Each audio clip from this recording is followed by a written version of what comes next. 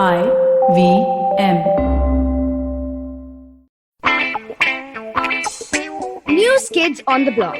We're going to use stories that top the nation's papers, fresh from the Iceland International School and IVM desk. Hi, I'm Kavya. I'm Anya. And I'm Trivik. And welcome to this week's episode of News Kids on the Block, where we give you all the top news updates of the week. Our first story for today is about football, and I know how much you guys love these football episodes, these football segments of mine. And today we had the pleasure of recording on a Tuesday, so I don't know anything about what's going to happen in this week's Champions League fixtures, but I think they should be pretty exciting. You guys have already seen it, so I'm going to give you my predictions now, and let's see how dumb I might look in the future. So the first games today: City PSG, I guess Atletico versus AC Milan. They're the two big games taking place tonight. I think Milan will beat Atleti 3-0. I think it will be a demolition.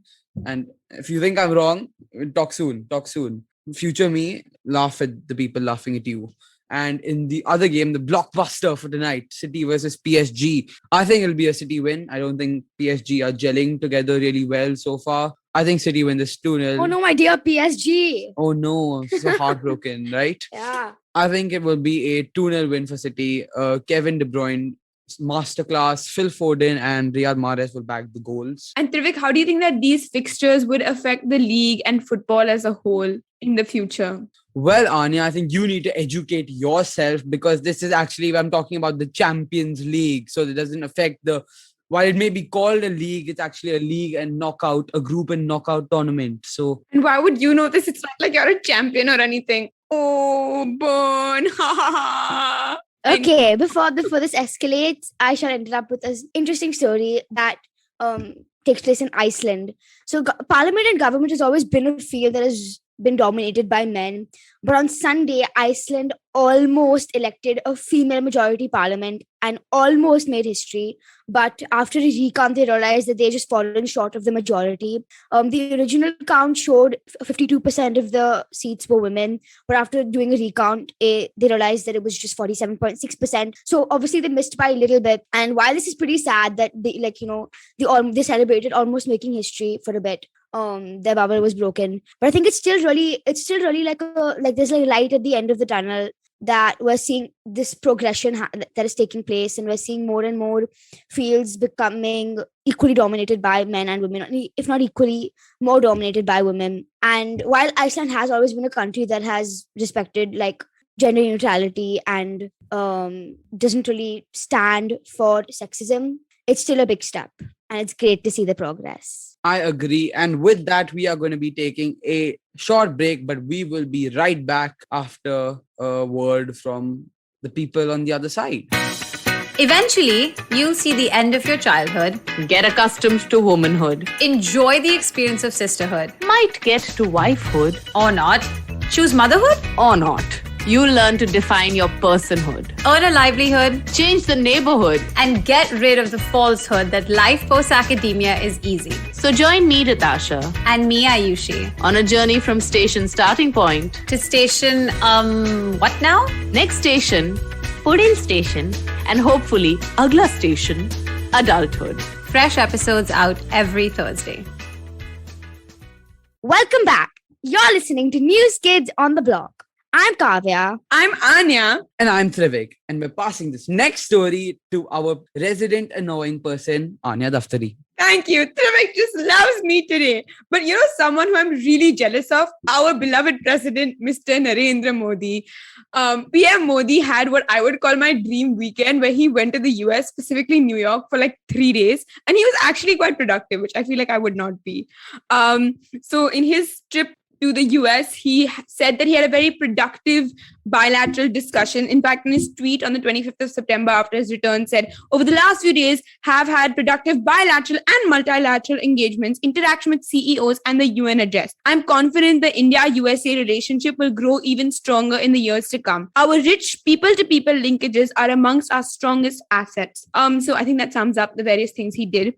His address at the UN General Assembly, popularly known as Anga, I think it's a fun thing to say, don't you, Trivik? I do. Don't know why I'm incorporate in the story, but I do agree. Anga does sound really funny to say. And some of the rather bold statements that he made, which were quite powerful, honestly, were I represent a country which is known as the mother of democracy. He also said that when India grows, world grows, and when India reforms, the world transforms.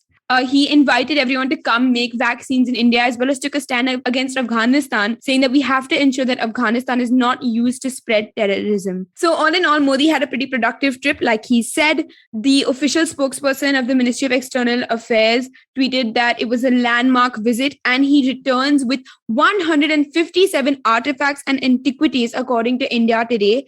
Nearly half of the artifacts, which is 71, in case you are bad at math like I am, are cultural, while the others are figurines related to Hinduism, Buddhism, Sikhism, and Jainism, according to an official statement. So, fun times for Modi. I would like to have such a productive 3-day weekend trip to New York as well. And with that, I will hand it over to Kavya, who will be telling us about a very new, interesting invention. Yeah, so I was just going through some news that we could talk about, and I found this really interesting story about a new way that people have found to cheat. So this story takes place in Rajasthan, where there was a really important exam taking place that was going to select teachers for government schools, and 5 people were arrested for cheating in that. And this is really innovative, guys. They were wearing chappals, Bluetooth chappals, and they were cheating by using Bluetooth chappals. And Bluetooth Chappals? yeah, I was a teacher. I just let them get away with that. yeah, exactly. Police officer Ratan Lal Bhargav said the chappal is such, it has an entire phone inside and a Bluetooth device. The candidate had a device inside his ear, and someone from outside the exam hall was helping him cheat. And this is just still being unraveled and investigated. But this is such an interesting story, because the more and more we're online, and this wasn't online, but we're finding more and more ways to cheat, innovative ways to cheat, which is obviously not a great thing, but it's still it's funny to see. Yeah, I was just going to say people are getting really crazy with these things. Like, it's quite surprising and concerning in some ways, but at the same time, not. And with that, we'll take a short break.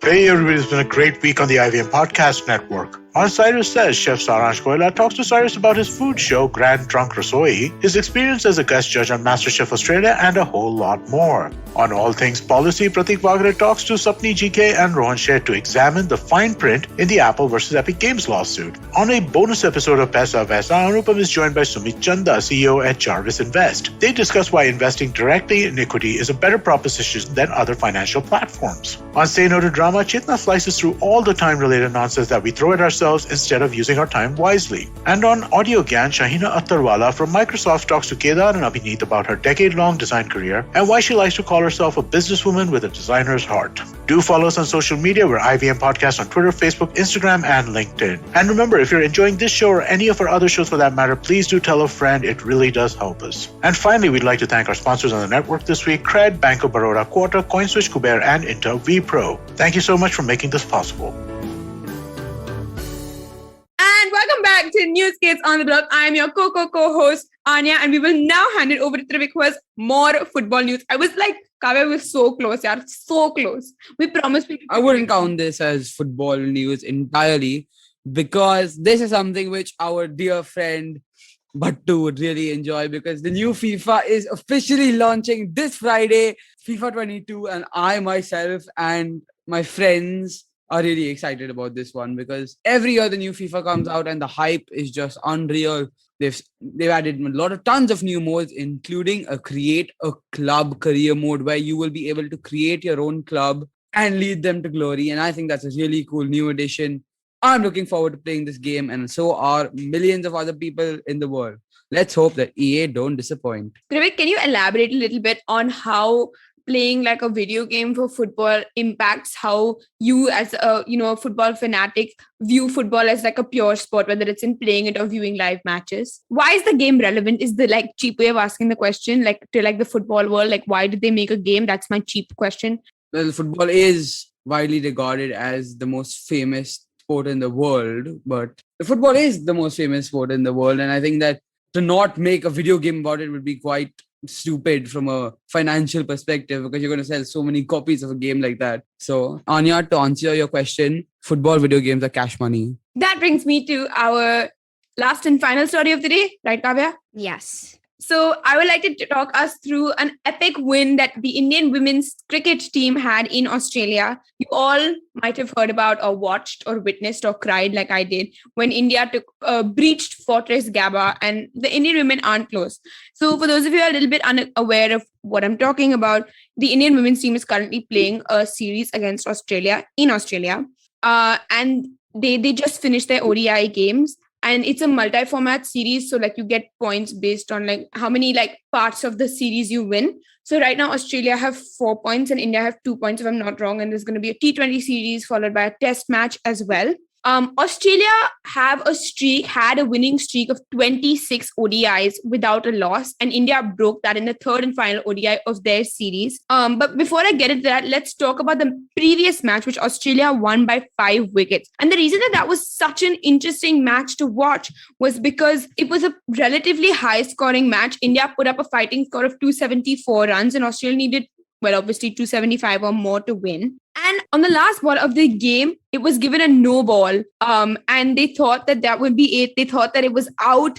Everyone was like so excited. Everyone thought India was won. And then it was declared a no ball. According to Crickbuzz, the umpire hasn't given the signal that was taken because the ball's dead as soon as she hit it. And that led to Australia's winning the match and getting to their 26th consecutive win, which India then broke in the next match, which happened on the 26th of September. I think for starters, Australia, again, a relatively high-scoring match. Australia put up 264 runs, but lost 9 wickets in the process. And then India put up 266 runs in 49.3 overs. Shafali Verma, also known as the love of my life, Yastika Bhatia also contributed, making 64 runs. And then, at the bottom, Deepti Sharma and Sneerana contributed with about 30 odd runs each. Julan Goswami was really like the player of the match, having taken 3 wickets in 10 overs with an economy of 3.7. And all of this basically boiled down to the fact that India broke Australia's streak.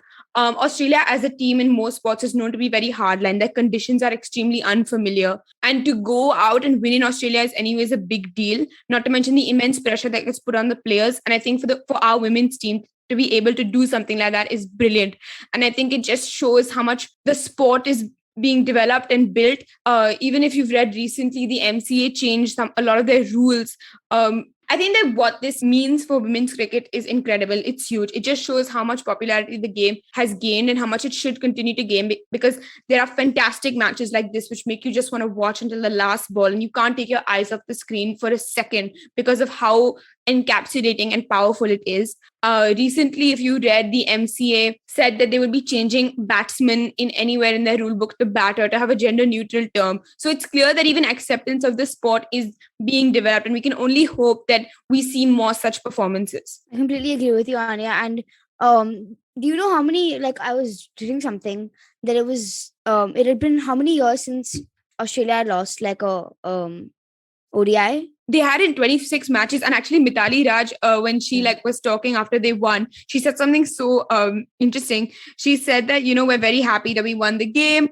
And she said that, I'm quoting here, just told the girls that the winning streak of Australia started in 2018 against India in India, and we needed to be the one who broke that streak. We need to put up an A-grade performance. So very happy with the victory. Anyways, that's all we have for you today.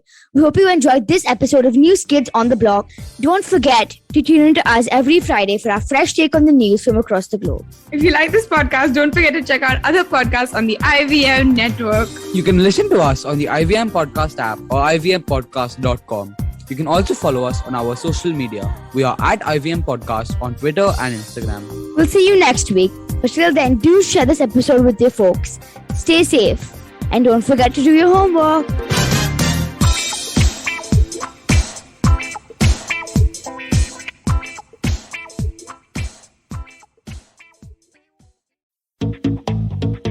Have you ever wondered where the business world is headed? How the ways in which we create, market, and sell to consumers will evolve? Or if we'll ever go back to wearing pants while working? For answers to all of this and more, tune into Advertising is Dead with me, Varun Dugirala. Every Tuesday, as I talk to entrepreneurs, leaders, and change makers from across business, media, marketing, and beyond. You can catch all episodes of Advertising is Dead on the IVM Podcasts website, app, or wherever you get your podcasts from. If you're a cricket fan, check out Edges and Sledges, India's favorite cricket podcast. The podcast focuses on Indian cricket, the IPL, and has a ton of banter both on and off the field. We talk about the week's biggest cricket stories with current and ex-international cricketers, coaches, or sometimes just between us. And it's hosted by me, DJ. Me, Varun. And me, Ashwin. New episodes release every week. You can catch us on the IVM Podcasts website, app, or wherever you get your podcasts from. Check out the Edges and Sledges Cricket Podcast.